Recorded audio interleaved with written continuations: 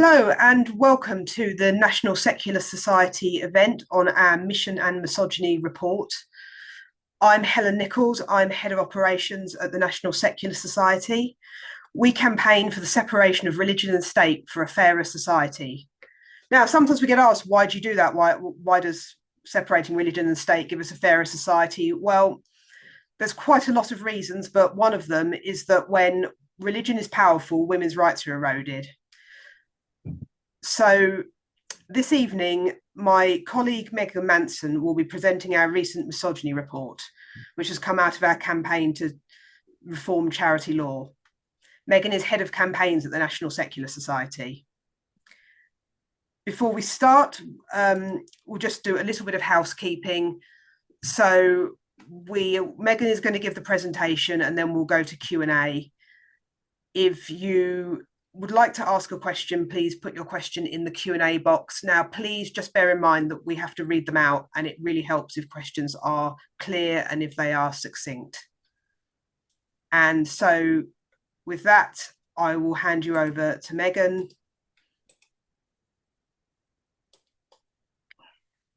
Oh, good evening. Thanks a lot, Helen, for the introduction, and thank you so much, everyone who's here tonight. So, as Helen said, we're going to be presenting, oh, I can't quite see it, but here we go.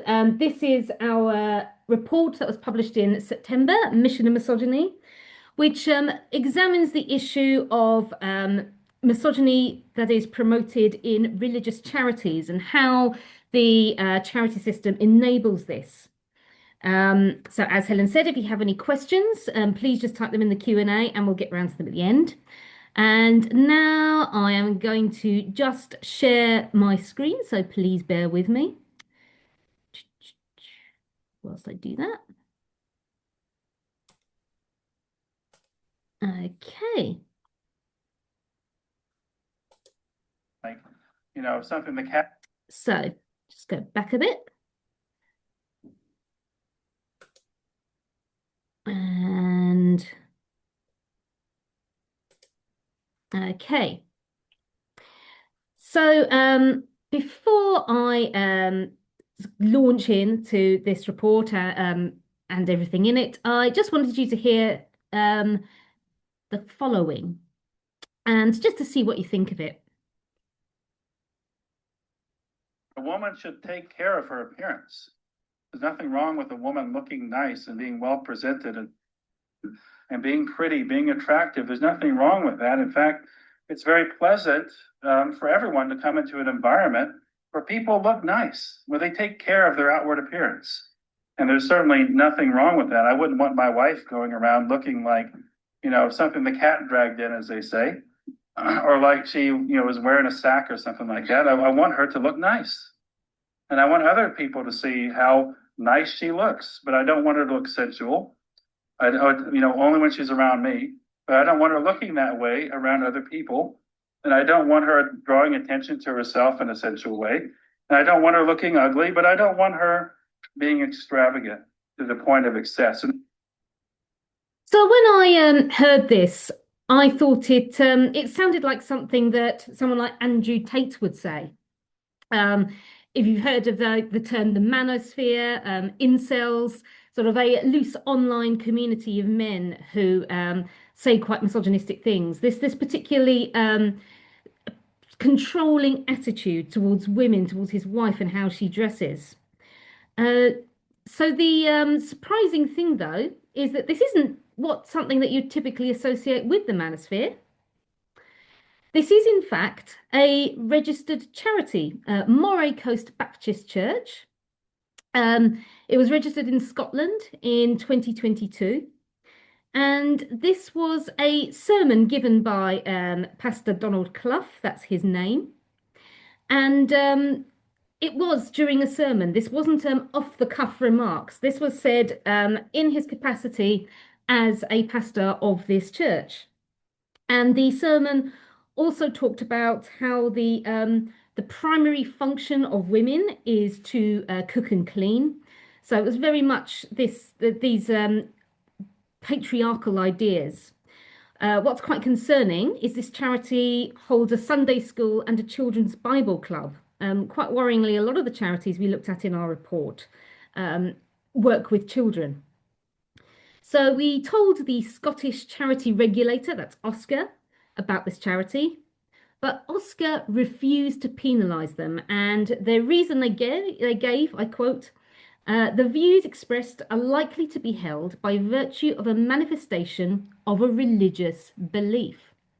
So this begs the question, how did we come to be here? How did we get to this point where a charity, we associate charities with doing good things, can get away with promoting ideas like this if it can say it's religious? So that's what the report sort of looked at, and that's what we've been exploring. So we've been interested in the issue of religious charities for quite a long time now. It's not just the issue of misogyny. We've seen charities promote other extremist ideas like homophobia and anti-Semitism. And we've also been interested in this issue of religious privilege in charity law. The idea that religious charities can get away with saying and doing things or not doing things that other types of charities wouldn't be able to. So to answer this question of where this religious privilege comes from, we need to look at what makes a charity a charity. Well, first, there's its structure. So if an organisation has a formal structure with articles of association, that's one of the ingredients you need to be a charity. It must fulfil one of the recognised charitable purposes, and we'll move on to that in a moment, what that means. And it must benefit the public. It's called the public benefit test. And this public benefit must not be outweighed by any harms caused by the charity. So if an organisation, put simply, fulfills these criteria and it has an income above a certain threshold, it's automatically considered a charity, whether it wants to or not. That's the surprising thing, is that it's not, charities don't really choose to become charities. They're recognised as one by law, by how they're set up. And then by law, they must register with a regulator. But generally, organisations want to be charities. They want to be registered charities because this is what unlocks all the generous tax breaks that charities get. As you probably know, charities are exempt from most forms of tax. Sometimes, but not always, they can be eligible for gift aid. And being a registered charity also comes with a lot of public trust attached to it as well. So people are more likely to donate. And some grant programmes will only be open to registered charities. So if you want to dig down a little bit deeper into charity law, we did write another report in 2019 that went into this, exploring this a bit further, the idea of religious privilege in charity law. This is available online, and I can send the link after this session. So I mentioned charitable purposes. And so this is a list of all the charitable purposes as recognised by the law in England and Wales. Charity law is devolved, so it's slightly different in Scotland and Northern Ireland. However, the charity purposes are more or less the same, and advancement of religion is included in all of them. Now, it has to be said that many charities which are religious do excellent work. So, for example, they might run food banks. But these charities can normally fit under a different charitable purpose. So if you've got a food bank, for example, that would probably come under the first purpose, which is prevention or relief of poverty.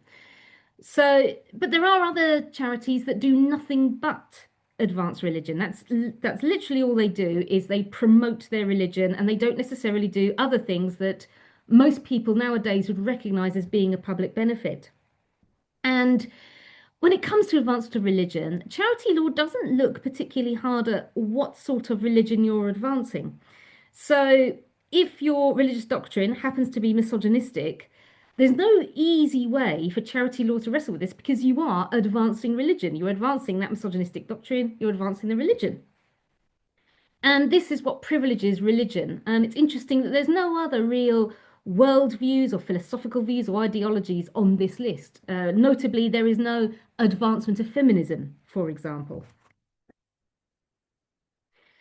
So Professor Richard Dawkins, who you may have heard of, put this quite well, I thought. So he tried to register his organization, the Richard Dawkins Foundation, as a charity. It exists to promote science. But when he registered, he found that the Charity Commission asked a lot of questions. And one of those questions was about whether science benefits society. So apparently it wasn't obvious enough to the Charity Commission that science benefits society. And he had to explain what those benefits were. But as he points out, religion, advancement of religion, because it's a charitable purpose, gets a free pass. So now we're going to look on to some of the case studies from our report. Now there's two ways that we were able to find case studies. First, every month we look at all the charities registered under the Advancement of Religion. We go through the registers, we look at all the new ones, and we see what kind of charity they are and what things they've been saying and doing. And secondly, we often get tips from members of the public. Members of the public see something about a charity that they're worried about, they come to us and they tell us. So those two ways are how we found out about these charities. The case studies you're going to see are just a small fraction of what's in the report, and that in itself is a very small fraction of the extent to which we think this problem exists in the religious charity sector. So just to warn you, these case studies, there's going to be videos of sermons from these case studies, and they do talk about violence against women, which includes rape, female genital mutilation, and child sexual abuse. So please be warned about that. So the first one we're going to look at is Tabor Baptist Church, which it has a gift aid income in 2023. It was 13,000. This sermon was uploaded in 2024 by Pastor Andrew Love, who is the chair of trustees at this charity. And the sermon was entitled, Wives Submit to Your Own Husbands. Learn to not kick back against your husband. Learn not to fight against your husband, to be rebellious, to be confrontational, to be temperamental, to be stubborn. You need to learn to be obedient to your husband. Why? That the word of God may not be blasphemed. So this idea that women have to be subordinate to men, be subordinate to their husband, was a really common theme. It was probably the most common theme we identified. As you can hear, it's been backed up by religious ideas. All of this misogyny is rooted in religious ideas. And it really underpins all the other forms of misogyny that we saw. And so we reported this charity to the Charity Commission, and the Charity Commission responded by giving the charity advice and guidance and left it there. And as we'll see, this is a common response that the Commission has to charities which are promoting misogyny. So this next one is Tawhid Islamic Education Centre of Maidenhead. So this charity gave a teaching role to a woman who last year was found guilty of possessing an Islamic State terrorist document. And as a result of this, the charity got a lot of press attention, which meant it got a lot of attention from the public, which in turn meant that somebody in the public took a look at this charity's website, they found this sermon and they let us know about it. The sermon was apparently published on the charity's website in 2022. And this is Yahya Al-Rabi, who is the principal and head of the charity's Education Institute, which teaches children as young as 6 years old. A man is the one who tells his family, his women, to cover up. And he teaches them that from a young age. He doesn't expect them all of a sudden when they're 15 that they're wearing hijab. He teaches them and he commands them to do it when they're young girls, so that it becomes a part of their identity. If they don't do it, he's responsible for it. He's going to be questioned about Yawm al-Qiyamah. What should a man do if his wife refuses to cover? If a man's wife refuses to cover, then his responsibility is, number one, to admonish her, to remind her of Allah Tabaraka wa Ta'ala, to remind her of the punishment of Allah Azza wa Jalla for not doing so. She's not listening to him after that. He commands her. He should even leave the bed. He shouldn't share a bed with her until she obeys him in covering up, because she has to obey him in covering up. This is obedience to Allah Tabaraka wa Ta'ala. He's reminding her of that. And then if she keeps persisting in not covering up, he should take a perhaps harsher, sterner approach. Right? So this video really does demonstrate that for many women in Muslim communities, the hijab, covering up, is not a choice. They are coerced into it from being a young girl, as this preacher says.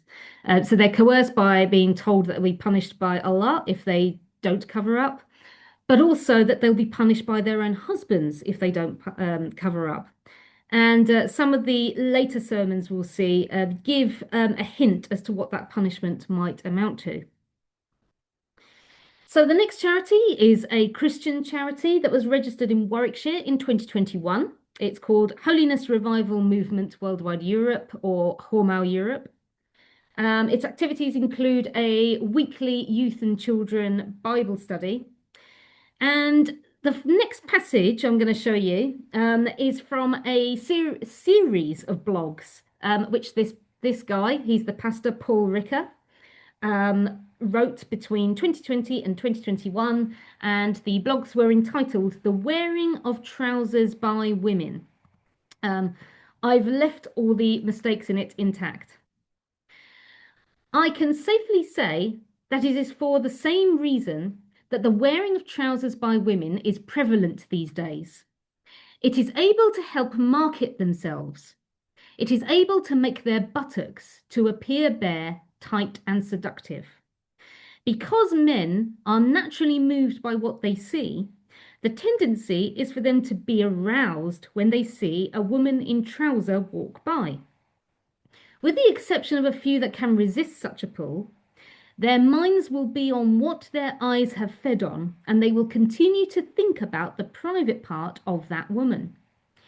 There is hardly a man that will see a woman wearing trouser and his eyes will not go first to her private part. Now, this is really creepy stuff, and I think it's almost as degrading to men as it is to women. And we can already see in this the tappings of what's often called rape culture, the normalization of rape in society, and blaming rape on how women dress and how they behave. But if that wasn't enough, this gets worse. So the same charity had this pamphlet published on their website called "Will a Christian Go to Heaven Like This?" with pictures of women in various outfits. And this is what the pamphlet says. What does it mean to look sexy anyway? It is simply to appeal for or suggest sex by the way you dress and apply makeup. No wonder there is an increase in rape today, and people are not addressing the real problem. You who dress like this is a strong contributor to the problem. So there we are, quite explicit, blaming rape on how women dress. Of course, we reported this to the Charity Commission. We never really heard back from the Charity Commission, but I did check this charity's annual report. And according to the annual report, the Charity Commission looked at the issues, offered advice, and closed the case. Now, the next one, this is to do with a charity called Islam Bradford. Islam Bradford offers Islamic study courses. It's recognised for gift aid. And we were tipped off by a local resident who saw a resource page on the charity's website, which included links to external websites. And one of these external websites was this one, Islam Question and Answer, it's called. And this is what it's written as part of a response to a question about what it calls female circumcision, which is otherwise known as female genital mutilation, or FGM. Circumcision reduces excessive sensitivity of the clitoris, which may cause it to increase in size to 3 centimeters when aroused, which is very annoying to the husband, especially at the time of intercourse. Another benefit of circumcision is that it prevents stimulation of the clitoris, which makes it grow large and in such a manner it causes pain. Circumcision prevents spasms of the clitoris, which are a kind of inflammation. Circumcision reduces excessive sexual desire. And we can already see an awful lot of inherent misogyny in this. The idea that you should cut a girl's genitals to stop them from annoying her husband or to stop her from having excessive sexual desire.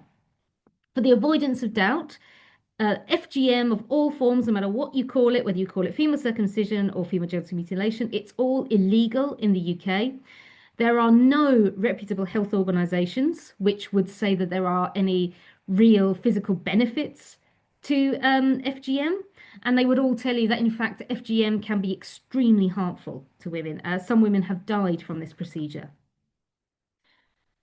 This is a very extreme website, by the way. There's also statements on this website saying that homosexuals and people who leave Islam should be executed. Now, it's true that these statements were not made by the charity itself. They were made by an organisation that apparently has no connection with the charity, but which the charity linked to on their website. But I think it's incredibly worrying that a charity would think it was appropriate to link to this sort of site, knowing what extreme content it has. More to the point, it has content which promotes illegal activities. So the next charity is Anor Masjid. Masjid just means mosque. So this is a charity which registered in 2010 in Birmingham. And this is a lecture it uploaded to YouTube in 2024 by Mohammed Abdur Razak. And remember that name because he's going to crop up later. Is obedience, generally. Obedience bil ma'ruf. So first of all, obedience in if the husband, whenever he wants relations, intercourse and the likes, that she obeys him and accepts. And this is highly stressed right of the husband, that is stressed in the sunnah of the Prophet ﷺ. The Prophet ﷺ said, even if the woman is busy with, back in the day, they would, for example, clean the horse or the camel and they're outside, and the husband comes home and he says that he calls her for intercourse, the likes, that she accepts straight away. Without delaying it, saying, okay, wait 1 second, I'm just finishing washing, 1 second, later, tomorrow, kada, without delaying, because this is right. And without showing karahiyah. They show dislike. Huh? No, karahiyah means dislike. If they hate each other, why would they dislike? But it's like dislike. That they show like being forced to do that. Nushuz here means she, for example, refuses to have intercourse with him. It gives her admonition. She comes back to intercourse, then khalas. If it doesn't benefit, and she continues to refuse having intercourse with him, فَإِنْ أَظْهَرَتْ نُشُوزًا هَجَرَهَا. She continues in that, he boycotts her, meaning he doesn't sleep with her in the same bed. He doesn't leave the house, still in the house, but he doesn't sleep in the same bed as her. He abandons sleeping with her in the bed. فَإِنْ لَمْ يَرْدَعْهَا ذَلِكَ. If that doesn't, I said 4, right? Sorry, it's 3. If that doesn't help, then he's allowed to hit her a hitting that does not bruise and that does not break bones. Meaning, مثلا, he shakes her or the likes of the like. Lakin, you're not allowed to hit her with something that's going to break her bones. So if this doesn't work, the admonition, then the abandoning the bed, and then the hitting, which is a hitting. Some of them, they say it's like the miswak, that you touch her with it, basically. And others say, look, that you show that you're angry with her, you're not happy with her, and maybe, for example, you shake her. So here we have a charity sermon which quite explicitly says that if your wife refuses to have sex with you, you can hit her. I mean, that's marital rape, which was made illegal in 1991. So the Charity Commission, guess what it did? It gave the charity advice and guidance. It wasn't able to disclose what this advice and guidance was. The charity, good news, has suspended Abdurazak from further speaking engagements. And the commission also made a press statement saying anyone who advocates violence against women has absolutely no place in charity, and we will not hesitate to act in such cases. Well, listen on, because this story isn't quite over. So now we go to a different charity, still in Birmingham, another Birmingham mosque called Green Lane Masjid. It's a very big, prominent mosque. It does a lot of things in the community, including offering a domestic abuse support, which is quite concerning, given this video's content. So this is a panel discussion uploaded to the charity's YouTube account in 2024. We're going to be hearing Abu Rayyan, who is an imam and a religious advisor at the mosque. And by the way, this charity has a history of hosting extremist preachers, going back to 2007 when it was actually featured on a Channel 4 dispatches program. However, it is her responsibility to follow, respect, and obey her husband. That is number one. That she follows, respects, and obeys her husband, and perhaps we can expand upon that later on. It is also important and an obligation upon her that she makes herself available for her husband as it relates to the physical intimacy. This is another obligation upon her, and it is heavily emphasized in the Sunnah. So here we have another example of saying that a woman cannot refuse sex from her husband. The charity, by the way, has received considerable public money, and it's recognised for gift aid. It's received over £533,000 in government grants, including for the UK's refugee resettlement scheme. And in 2023, it was in line to receive a 2.2 million youth investment fund. And that was only suspended after we at the NSS contacted the government and said, don't do this. And we raised concerns about, this was before this video, but other videos that we'd seen from the charity, including one which appeared to describe how to stone a woman to death. So what did the Charity Commission do? Can you guess? It gave the trustees advice and guidance after we complained. But we know in this case, the advice and guidance definitely didn't work because they decided to platform Abdurazak. So the guy who was at Anor Masjid and said that a husband can hit his wife if she doesn't have sex. After that, and after they were warned by the Charity Commission, or after they'd given advice and guidance, they went on to host him at least 9 times between 2024 and 2025. These are some shots from their YouTube channel, just showing him there and his videos. So now you could argue, well, in these videos, he didn't actually say anything particularly misogynistic. I still think it's very, very irresponsible to have hired him after being warned, after this was in the press, what he'd said. So they would have known what his views were. But it gets even worse. So in just this December, the December just gone, they hosted this sermon by Akil Mahmood, who is an imam at the mosque. And this is what this video has to say. Also, from the rights of the husband over the wife is discipline in case of rebellion. So the husband is a leader, he has his responsibilities. Physical discipline is a last resort on the condition that it doesn't cause pain, injury, fear, or humiliation. So after being given advice and guidance, that's not the first time I think they've been given advice and guidance, they decided to host a sermon which said that you can physically discipline your wife. And I would just like to add at this point as well that this charity has a very close relationship with the local police force. It says on its website it's partnered with the West Midlands Police and Crime Commissioner. 3 years ago, the charity's chief executive was part of the panel which appointed West Midlands Police's chief constable. They are consulted by the police on community matters. Most prominently, they were consulted before West Midlands Police's decision to ban the Maccabi Tel Aviv fans from the Europa League fixture last year. It's extremely worrying that the police would have such a close relationship with this charity, and it shows just how dangerous it is for organisations like this to have this charity status, because giving them this charity status not only gives tax breaks, but also gives that veneer of legitimacy, which may help to sort of reassure public authorities that they're a legitimate organisation, when in fact these are the sorts of views they're promoting.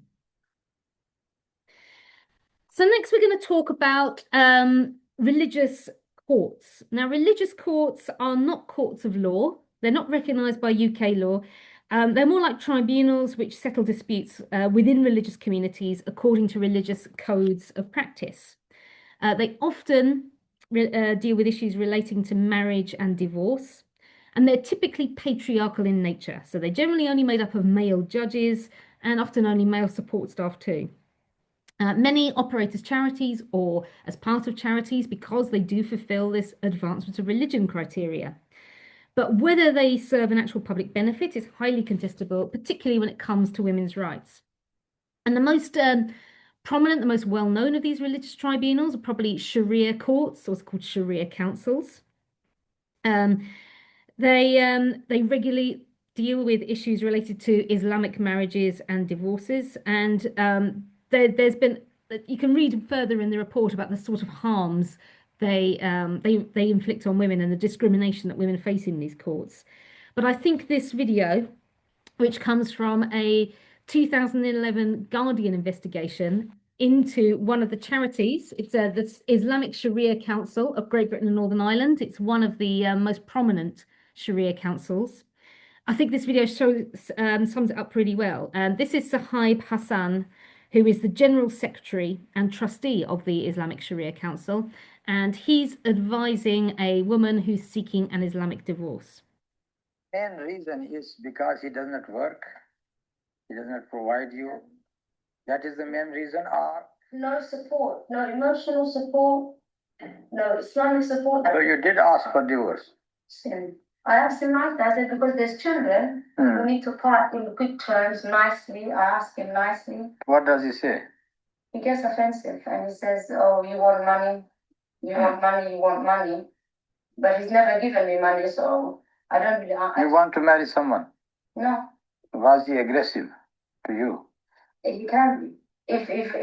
But he was not. In terms of what? Physical? Hitting you. He has hit me in the past, yes. He has hit me.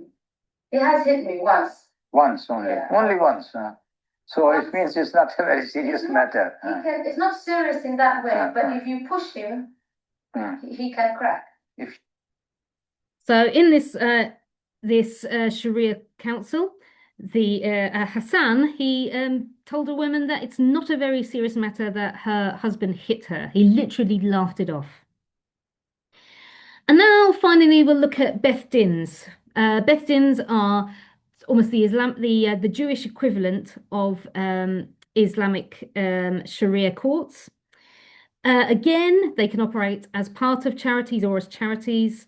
And the issues are quite similar to those for Sharia councils. They have all male judges and they follow patriarchal Judaic laws. So now we're going to hear from Yehudis Fletcher, who is the co-founder of the Jewish counter-extremism group Nahamu. And she grew up in the Insular Haredi Jewish community. And this is her actually at one of the National Secular Society's events. This was one in 2024, which we held about safeguarding in religious settings. And she's talking about her experiences with Manchester Beth Din, a registered charity, after she was abused as a child. But when I was 14, my parents, what we call made Aliyah, which is ideologically motivated emigration to Israel. And I came back and I lived with an informal fostering arrangement. I lived with a family here in Manchester. I lodged with a family which was very similar to my own in terms of observance. And there was, a lot that was very, very familiar. But what was unfamiliar to me was the father of that family began sexually abusing me quite soon after I moved in. I didn't even have the language or the words to know that what was happening to me was illegal.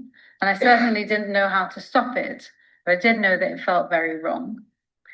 At some point, eventually, that abuse was interrupted because he was discovered, his wife walked in, which meant that I was moved on and out of that family home, but pretty much life continued as normal. At some point, the local Beth Din, which is a Jewish ecclesiastical court, got involved, and they came up with a great idea to solve sexual abuse in my religious community, which was, I hope you're ready, that little girls leaving their bedrooms should wear dressing gowns over their pajamas. That's all organized. Anyway, I carried on with my life. I got married at 18, which is normal for people in my community. And one of the things I campaign against today is the universal early marriage of young people in my community. I had 3 children by the time I was asked to give evidence at a trial against the man who'd abused me, because someone else, clearly I wasn't the only little girl who didn't wear her dressing gown, and he had been arrested and charged and was being brought to trial. Now, in my community, a woman is not considered to be a legal person, which means that if I were to tell someone that I'd been abused, they might empathize with me, but they couldn't take my evidence because I'm a woman. And so whilst over time I had disclosed different, the Beth Din had listened and they'd sorted out the dressing gowns, but they weren't actually going to do anything active on my evidence because in their view, they weren't able to hear me. Now, since our report was published in September, I'm glad to say that it has had a fairly good impact. So it did get a lot of attention in the press, notably an exclusive in the Times. And it was also raised in December at Prime Minister's Question Times by the Labour MP for North West Cambridgeshire, Sam Carling. So here's a little clip of that. In September, a National Secular Society report highlighted alarming numbers of extremist religious organisations in the UK from various faith traditions, expressing hideous views about women, including promoting female genital mutilation and denying the existence of marital rape. Many of these are registered as charities and therefore eligible for various tax exemptions, as well as thousands or even millions of pounds in public money through gift aid. So will the Prime Minister, as part of the government's mission to halve violence against women and girls, support my campaign for a review of charity law and regulation so that we can make sure the UK taxpayer isn't funding extremism and hate? Can I thank him for raising this really important issue? The scale of violence and abuse suffered by women and girls is a national emergency, and the Violence Against Women and Girls strategy will be published tomorrow, setting out concrete steps in order to deal with this.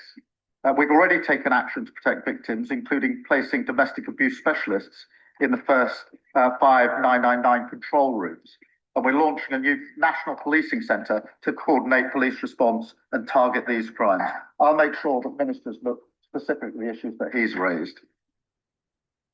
The report was also raised in the House of Lords as well in November by Lib Dem peer Baroness Burt. So it is very encouraging that we know that the government is looking at extremism in charities, particularly in relation to community cohesion, and they are planning on potentially giving new powers to the charity regulators to stop extremism in charities. However, we still aren't entirely clear of the details, and I have to say, at this point, I am not confident that they're really going to go into what really needs to be done, which is deregistering the organisations which are promoting misogyny, ensuring that misogynistic organisations cannot register as charities, and that we think means removing the advancement of religion as a charitable purpose. As I said at the beginning, those charities which are doing genuine good work can register under one of the other purposes. So, if you want to help further, first, I just want to say, if you are a member of the NSS, you already have helped. It is thanks to your membership and your donations that we were able to write this report and get it out there. So I just want to say a huge thank you for enabling us to do that. This is thanks to you. So yeah, hugely grateful for that. So please go and read the report. I have got the link there. We will send the link around as well to everyone after this event too. That link also contains a pre-written letter to your MP, which you can edit as you want. You just need to type in your postcode and it will find your MP for you. You can edit your letter and then you send it off. It only takes a few minutes. That's a massive help, actually. Like your letters are read, and hopefully your MP will read this report as well. We know that several MPs have actually. We've seen some MPs have got back to us, and we've actually had meetings after they saw the report. So we know this works. It's really important to do. Please help us raise these issues with stakeholders. Are you in a women's group? Are you in local council? Please do make sure they see this report, or if you want to put them in touch with us, that would be great too. If you see any religious charities promoting misogyny, then obviously you can let the Charity Commission or the regulators know yourself, or you can let us know and we can refer it on your behalf. We are pretty experienced by now at referring charities to the regulators. And finally, if you're not a member, then please do join the National Secular Society. Like I said, we are funded almost entirely by members and donations. This is pretty much our sole source of funding. This is how we can do these reports and get them out there and get them in front of politicians. So please do join us if you think that this is important work. So thank you very much. I think we still have time for some questions. So I'm looking forward to hearing what questions you have. Okay, thank you, Megan, for that brilliant presentation. So yes, we have a few questions waiting. So first question is from Anonymous, who would like to know whether we have any plans to use this report to try to increase the number of women in the NSS. They note that the NSS membership has long had fewer women than men. Do we plan to use the report to engage more women with the vital work of the NSS, particularly in wider defence of women's sexual and reproductive health rights? Thank you. That is a really great question. And yet you're right. For whatever reason, secularist organisations tend to have attracted more men than women. When we've never been quite sure why this is. And what I can say is since that we released this report, we've actually have seen an increase of women joining us. And we launched this report at Philia, which is one of I think it's one of Europe's biggest feminist conferences. So we did try to get it in front of women who are passionate about women's rights. So yes, it already is having an effect. We are seeing more women join, we think, as a result of this report and the promotion of it. Is there anything else you want to add to that, Helen? No, I mean, it's something we're always working on, trying to attract a wider range of people to the NSS. I suspect the fact that for women who are interested in these issues, there are a lot of feminist groups that you can join as well is probably a factor in the demographics. But there definitely was, when I did a bit of a review of reasons people have given for joining in the last year, this came up quite a lot, and it was noticeable we were attracting a higher proportion of women, which is interesting.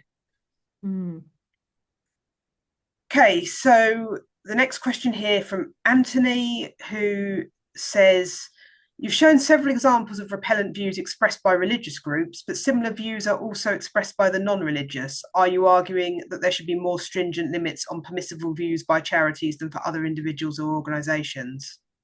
That's exactly what I'm saying. There should definitely be more stringent limits for charities. This was the whole point, is that these are charities. They're getting tax breaks.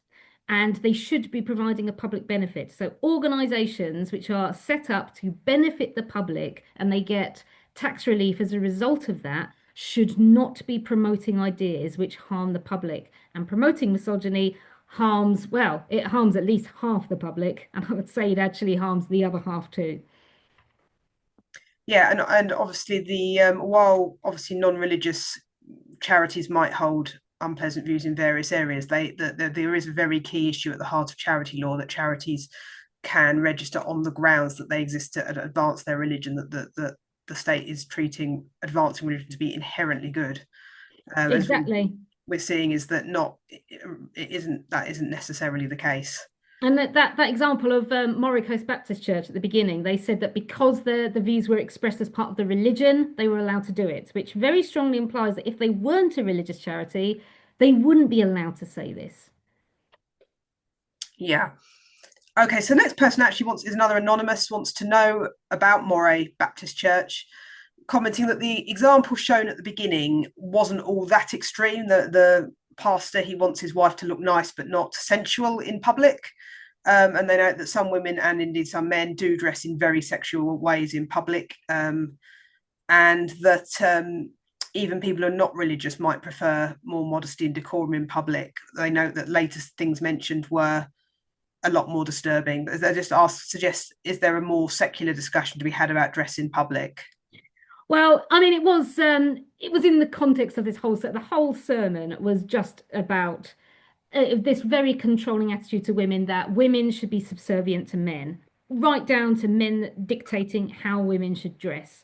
So yeah, and certainly compared to some of the later things we saw, it was one of the more minor ones. However, these ideas that a man should control what his wife looks like and should have the say and how she dresses, and that's at the root of coercive control. And coercive control is a component of domestic abuse. So even the more mild ideas about the wife being the head of the household and leading, and that the wife has to obey the husband, they underpin a fundamental part of domestic abuse, and so that's what can lead eventually to things like violence against women. Okay, so next question is from Antonia, who says she's just got one simple question. We'll thank her for the succinct question. Why is the Charity Commission effectively evading making positive decisions to stop this misogyny? Well, it's a little bit of a mystery, to be honest. So first, there is a difference in the regulators. So as we saw with the Scottish charity regulator, Oscar, they would do nothing at all. They said, well, it's religious, so we can't do anything. And they also cited the Equality Act as well, which is worrying. They said, well, religious beliefs are a protected characteristic in the Equality Act. And this is wrong on two levels. One, because religious beliefs are not protected in the Equality Act. Religious people are protected in the Equality Act, as are non-religious people. Your religion and belief is your protected characteristic, and it's people, not beliefs, that are protected. And two, sex, male and female, is also a protected characteristic in the Equality Act. So what they're saying there is they're creating a hierarchy where religion and belief outrank sex. So invoking the Equality Act here, I think, is really misguided. So that was the Scottish charity regulator. The Charity Commission for England and Wales, I would say, is a bit more robust. At least they did issue advice and guidance.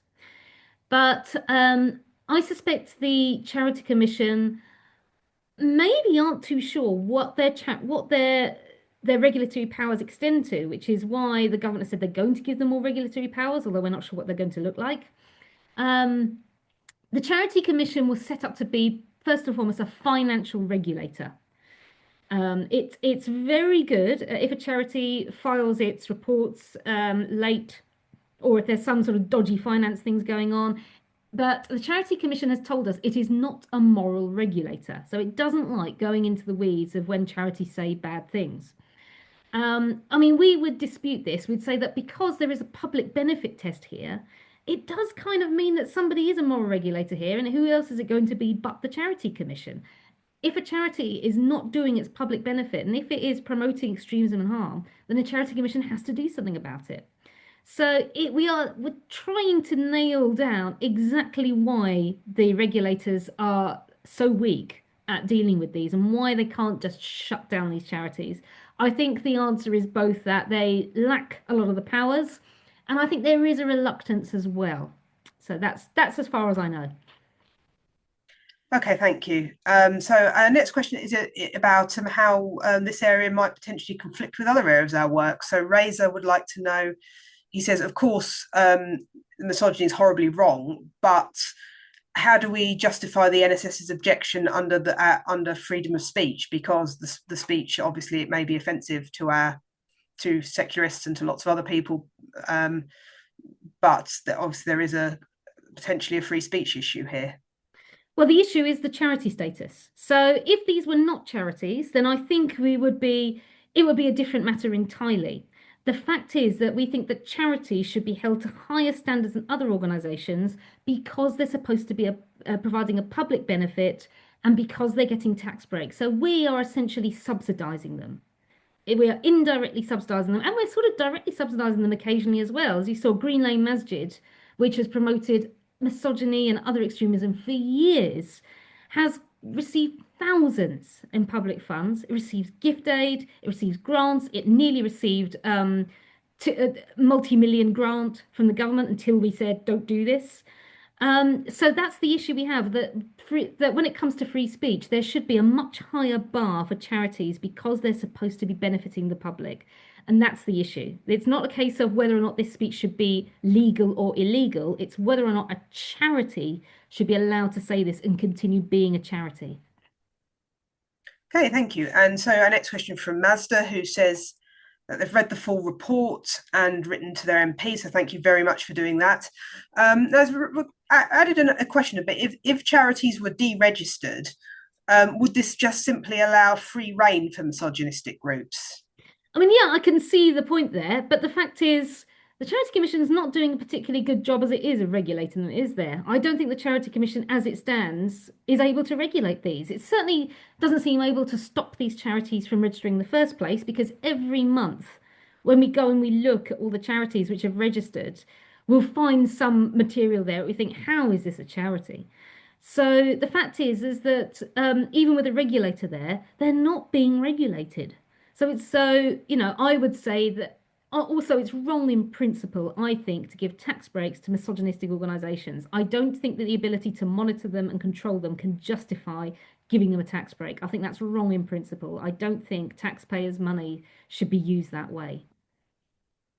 Okay, thanks. And of course, there is another complication that under the current regime, charities can't generally be deregistered unless they're registered in error, because once you're a charity, you don't really own your money in the way you used to. It's held in trust for your charitable purposes. So the Charity Commission in extreme cases can replace trustees and shut down a charity completely. But there's not a thing where they go, well, you're misbehaving, so you're not having the privileges, off you go. That's not one of the penalties available in the current regime. You cannot argue for reform. We do advocate quite serious reform of charity law, but that's the status quo. Absolutely. It is very complicated, and it does show that actually the question of charity law, which dates back to Tudor times and a lot of it is still very Victorian, really needs a thorough look. Charity law is getting out of date and it's getting increasingly unwieldy. I think year on year, the whole charity sector is getting increasingly unmanageable. So I think that, yeah, you're right. There's a lot of complexity here that needs sorting out. Okay, so next person's come under initials CA. Says really excellent work, Megan. They want to know whether you found in the course of your research that whether the Charity Commission were more or less favourable towards Islamic or Christian societies in terms of tepid warnings, or whether they were equally spineless towards both. They treated them exactly the same, as far as I could tell. They like I saw them let a Christian charity off for this was a slightly different thing, but there was a Christian charity that was essentially saying that it conducts conversion therapy out in, I think it was in the Caribbean, and the Charity Commission didn't want to know. It was like, well, it doesn't matter because it's not saying that it thinks that being gay is wrong. It's like, it's practicing conversion therapy, come on. And they did nothing at all. They wouldn't even send advice and guidance as far as we could tell. So there is, I think the Charity Commission, to its credit, is not treating different religions differently in these circumstances. I think charity law does actually bias against certain religions when it comes to registration, but that's quite separate from this issue. So I think it does treat them equally. Okay. And next question from Richard, who says, could these videos promoting violence towards women be reported to Crime Stoppers? Well, you could have a go. I mean, we're going back a little bit to the free speech argument, to be honest. I'm not sure whether it is desirable to treat these as a crime. We're going back to this idea of should it be illegal for these organisations to say it, or should it be the case they shouldn't be charities and say it? I'd much rather see the latter. I'd much rather see it be sort of just not be in the charity sphere. The bar for incitement to violence is very, very high, and I'm not sure if any of these charities would meet it. It could be an interesting test. But the fact is, since there is a charity regulator, we wanted to do that before looking at sort of the criminal route. We wanted to report these to the regulator and see what the regulator would do. And to be honest, it's incumbent on the regulator, if it thinks a law has been broken, to refer these charities to the police. Actually, it's incumbent on the trustees to refer the charity to police if they think the law has been broken. But as we know, the trustees seem to support a lot of the ideas that these sermons have been saying. So good luck with that. Okay, thanks. And yeah, we had another question of similar about incitement. So we've got another question from Anthony, who says that the NSS has sometimes complained to the Charity Commission about views expressed by religious groups. If promotion of religion were not a charitable purpose, so such groups were not subject to the commission, where could the NSS take its complaints? Well, here we go with the free speech thing. We think that the bar for sort of free speech should be very high. We should think that you should be able to say, very, very controversial things. You should be able to say things that shock and offend. But we do think that you should be held accountable for what you say. So if we find an organisation that was saying these things, but it wasn't a charity, I think we would test it in the court of public opinion.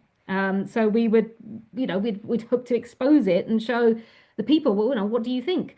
Of course, if it got to the stage that it was potentially promoting criminality or terrorism, and we have seen that in charities. We have seen charities that seem to be promoting or supporting terrorism. Then it does become that is quite a serious issue. It does become a criminal matter. So if a charity is promoting terrorism, that is a case that you refer to the police. We have also referred some of these charities to the Counter-Extremist Commission as well. Okay, so we've had a question from David, who wants to know who regulates the regulators. Parliament, really. I mean, they're no one. But ultimately, this is where we get things bounce back and forth. Whenever we raise this issue with the charity regulators, very often the response is, well, this is a matter for Parliament. And when we go to Parliament, they say, well, this is a matter for the regulator. So no one's really regulating the regulators. Ultimately, the minister is responsible for this. There is a minister for community and charities. I can't remember exactly what the title is. But yeah, this is the problem, is you do get batted back and forth, and it's never clear. But ultimately, it is a question for Parliament as to how we change charity law to stop things like this happening. Okay, so I think we're coming to the end of time. So Antonia's got another question that I think is a good way to end, is that how do we get close to the decision makers to influence these decisions?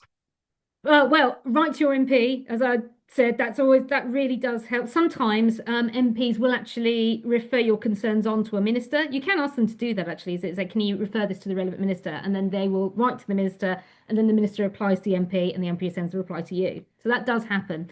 But as I said, if you if you happen to have any links with any decision makers at any level, then please do share this report with them.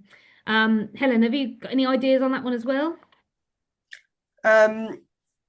It's just a case of seeing what opportunities are open, really. I mean, it's surprisingly easy to get access to things like local MPs. I mean, my MP invited me to a coffee morning a couple of months ago. It's just I think different MPs do different things. They're not hard to get access to. You can go to constituency surgery sometimes as well. Some are more, I think some engage with their constituents more than others. But the fact is, engaging with the public is their job. They're not, even the more senior ones are often, they're not as high and mighty as you might think. Their job is to deal with their constituents, and if you can show you're in their constituency, you've got quite a lot of clout. Brilliant. Right. Oh well. Thank you very much, everyone. Yes, thank you for everyone Helen, for fielding all the questions. Yeah, thank you for that presentation. We have had questions about how to access the petition. I think it's best if we send it round afterwards. Do that. And obviously this is being recorded, so we have the video to share with people if anyone wants to watch it again or share it with somebody else.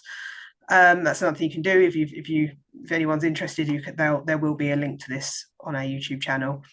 So yes, thank you very much to everyone who has attended and to everyone who's asked questions. And we'll have another event for you before long. Okay. Thank you. Thank you very much. Bye.